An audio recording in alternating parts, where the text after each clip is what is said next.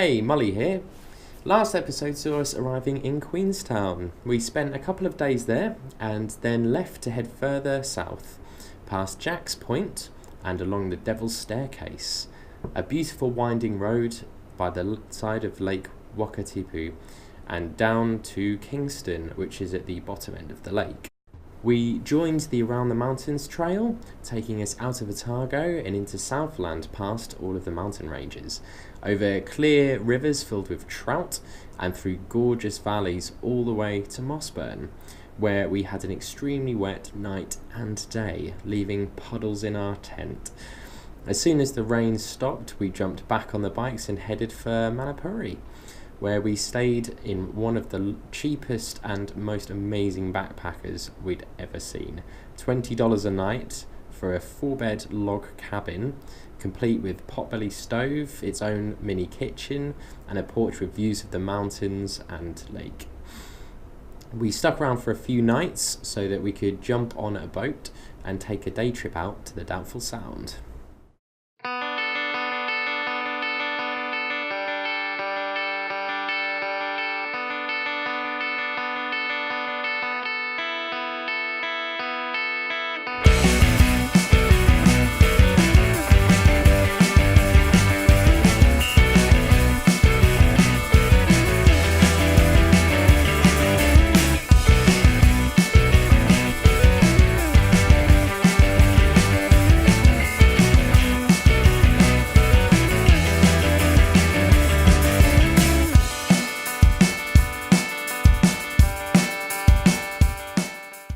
Doubtful Sound was absolutely amazing. Really enjoyed the trip, so glad we decided to do it.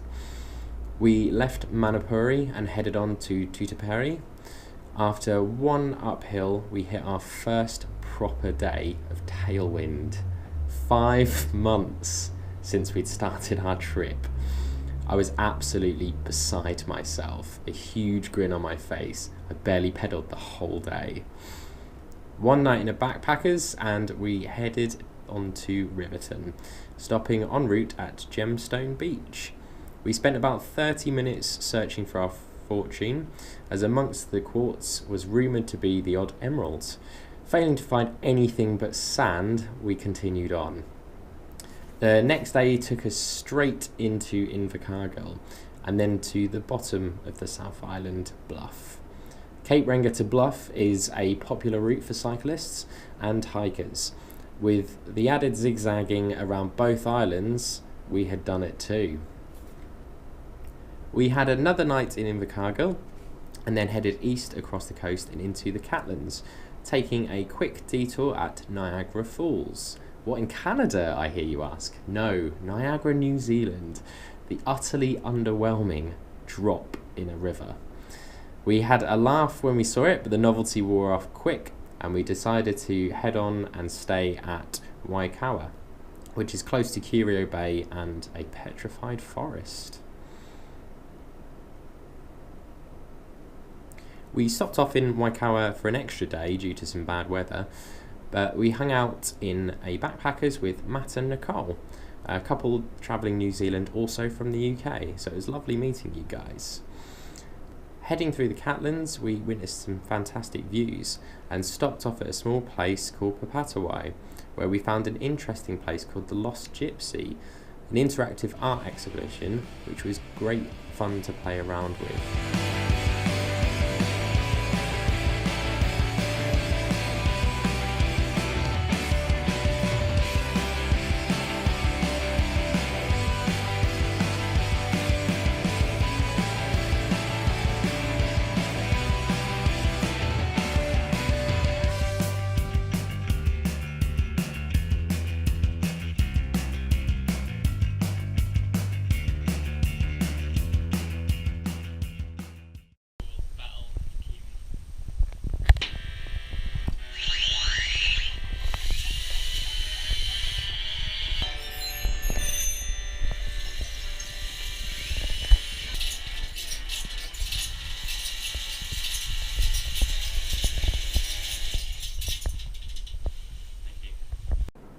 On to Awaka, which is a small town near Nugget Point, one of those Instagram places.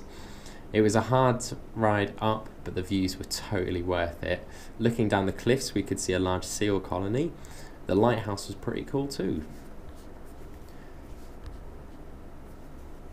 We stopped off at another backpackers in Milton, which had a very eccentric but lovely owner, and left for the next day for possibly the wettest ride so far. An extremely annoying route to get into Dunedin, which had many large trucks hurtling past, soaking us even more than the rain, then taking us off the highway, up and down some really steep hills. Oh, it's just like Edinburgh, we were told. Yes, if Edinburgh was totally different, it'd be just like it. After about 2 days of drying off in what can only be described as a cupboard with a bunk bed, we went out to explore. I had my birthday during the stay, so I picked a fantastic Chinese restaurant for tea. I went for a giant plate of dumplings in a huge steaming hot pot with a mix of seafood, meat, cow's intestines and veg. It was super tasty and my kind of birthday treat. The next day I wanted to walk off the obscene amount of food that I ate, so we took a wander up the steepest street in the world, Baldwin Street, with gradients of 1 to 2.86. It took a while to walk up and I was knackered by the time we finished. We also took a day to explore Tunnel Beach, which had some awesome rock formations and dramatic views of the rough sea, and we finally hit 3,001 miles. We had completed the milestone that I set before we left the UK to cycle over 3,000 miles. We still had a bit of a way to go, but the realisation of what we'd accomplished was amazing. We finally left Dunedin, pushing for what seemed to be most of the day. Trying to get out of the city was pretty much entirely uphill. We finally get to a downhill section and I sped off. Around 3/4 of the way down, I came to a bit of a corner, so I put the brakes on to slow down and noticed that they seemed a lot less effective than before. I tried to stop, but no matter how hard I put the brakes on, I never slowed down enough. Keeping the brakes on tight the whole way down, they became less and less effective, so I started picking up more and more speed. My hands were starting to hurt and I couldn't ease off. Luckily, the corners never really got too tight and there was no cars coming the other way on some of them. So after about 15 terrifying minutes, I spotted a slight uphill.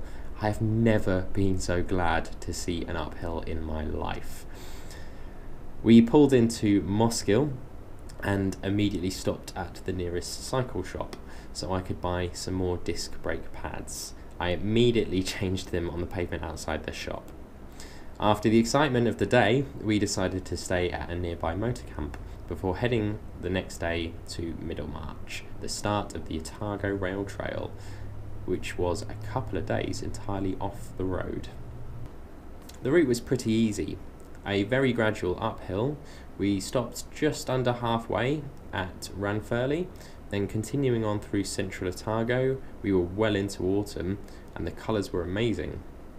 We reached the top and started our descent with some extremely picturesque views of rivers, golden trees and mountains in the distance. It felt like I was looking at a painting. We stopped in Alexandria and then completed the last part of the trail to Clyde.